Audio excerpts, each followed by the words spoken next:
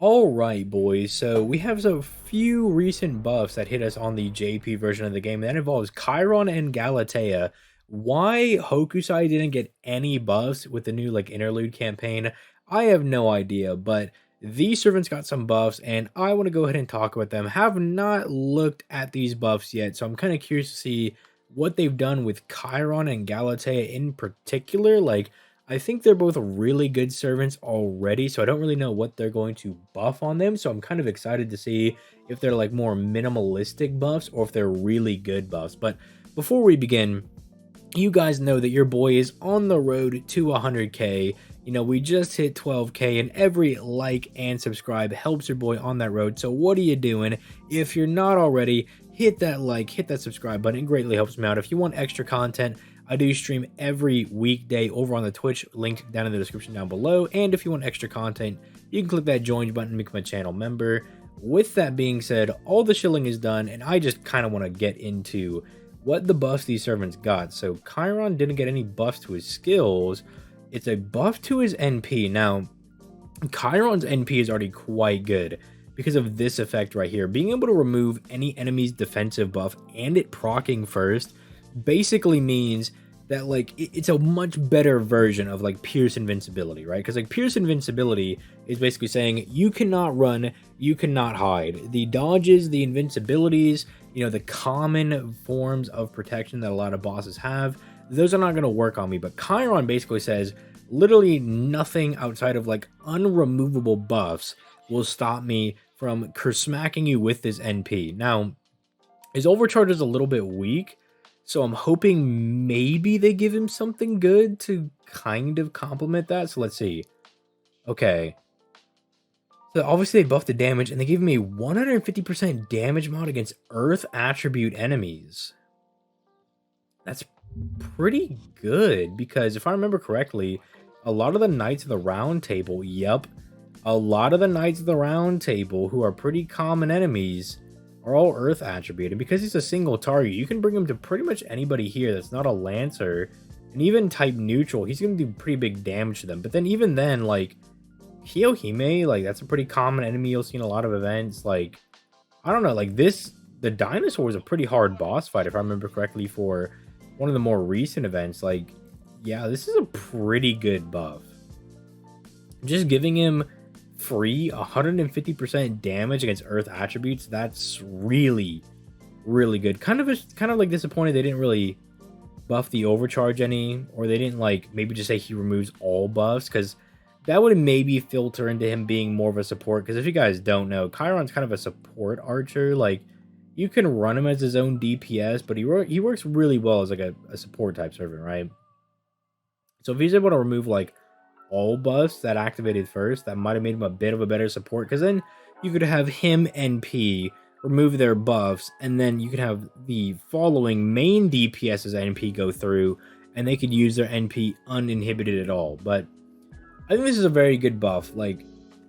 As far as his damage is concerned, this is definitely going to help him out a lot, because just having the upgraded NP has him go from 900 to 1200% damage scaling, which is really good. That's in and of itself is very strong. But remember, this is the same buff that Ereshkigal got, and that was a really strong buff for her. So all things considered, Chiron got a very strong buff. It's going to make him a bit more consistent when it comes to actually doing big boy damage. Now, Galatea is the one that I'm kind of concerned about. Nothing with her NP. Nothing with skill 1 or skill 2. So it's skill 3. Galatea as a servant is already pretty good. That's where I'm kind of concerned. She just released this year, so I'm kind of concerned they're already buffing her already. I mean, she already has a lot of things going for her, right? The 30% arts and buster is really good considering her deck and considering that she's an arts NP. The free 20% battery is good. Being able to pretty much negate anybody trying to remove her buffs is good. This, I think, is a really cracked survivability skill, because not only does it give her a focus sash, basically, but then it also gives her just free damage, right? This is a very good form of survivability. It's kind of instead of dodge or invincibility hits that just kind of negate you from taking damage as long as the opponent can't remove the buff or they can't pierce that said buff, this is basically just even if you do hit me, I just literally take no damage. So I really like it for that. And then our NP, I think, is basic, but good, because you can stack these buffs to do more damage over time. And this is really good on a spammable arts NP. So what are they going to put on the third skill? I mean, she gives HP to the entire party every turn, and she removes their debuffs. Like, those are all, like, really good effects. I mean, kind of unfitting on a DPS servant, I'm not going to lie. So maybe they give her some more offensive buffs, and maybe a buster buff would be pretty good. Let's see. So they didn't buff anything here. On attack buff that charges own NP gauge by 10% when attacking with buster cards. That's really good, dude. That's like the Koyanskaya buff. Okay. So instead of giving her more damage, they made her more consistent because she only has the one arts card. So they were like, okay, anytime you attack with these 3 buster cards, you get 10% NP guaranteed. That's really good for her consistency. This is a bit of a more, like, boring buff, okay? Like, I'm not gonna lie, this buff is kind of boring, but it's very necessary to make her consistent. So it's really good, but it's not as, like, shiny or flashy some of the other buffs, but it's gonna make her look really solid. And as someone that owns Galatea, I'm very excited for this buff because it's gonna make her look really good. Because now when you click her buster cards, not only are you going to be doing the maximum amount of damage, but you're also going to be refunding 10% of your NP guaranteed, which is really solid. Like, especially you get a Buster Brave Chain.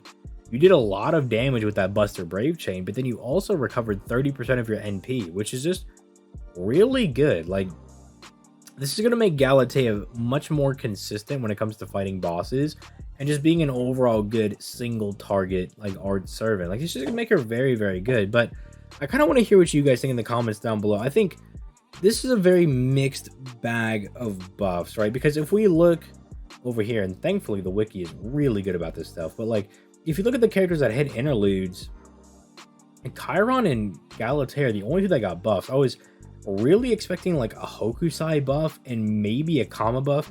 Gareth just got buffed with Lost Build 6, and Sei's kind of like difficult to buff because of all the different buff types that she has already, so it's kind of hard to give her things. But I don't know, like, it's a very mixed bag. Like, this just seems like very tame buffs. Like, Chiron's going to be looking better when it comes to damage, and then Galatea is just going to get more consistent, but nothing super crazy. It's not like when Ku Alter got his buff and we were all losing our minds that Ku Alter is now probably like one of the best solo servants, if not the best solo servant in the game. Well, Shi Huang's also pretty good, but Ku Alter's definitely in the discussion, especially now because of his NP buff that he got with his interlude. So, I don't know. I'm curious to see what you guys think in the comments down below. Let me know what you guys think about these interlude buffs. Did you want to see some of these other servants get a buff? Because, I mean, it's easy to say that, like, oh, I wanted to see, like, Jalter get another interlude and get another buff. But out of these servants, are you content with what they got? Because I don't know, like, Chiron seems pretty good, and this is going to make her more consistent, but I really would have liked to see a Hokusai buff, because if we look at Hokusai, she really hasn't been touched. Like, they haven't done anything to Hokusai, and sure, she's good, but, like, they didn't really do a lot for her, right? Like, it's like more of like a consistency thing, right? If anything. So, I don't know, like, I would have probably liked to see them do a little bit more here, but maybe I'm just being a little bit too greedy. Am I being just too selfish for some of these servants? Let me know in the comments down below. With all that being said, this was just kind of fun to look at the servant buffs. With that being said, I'm going to go ahead and get out of here. You guys have yourselves a nice day. Peace, late, guys.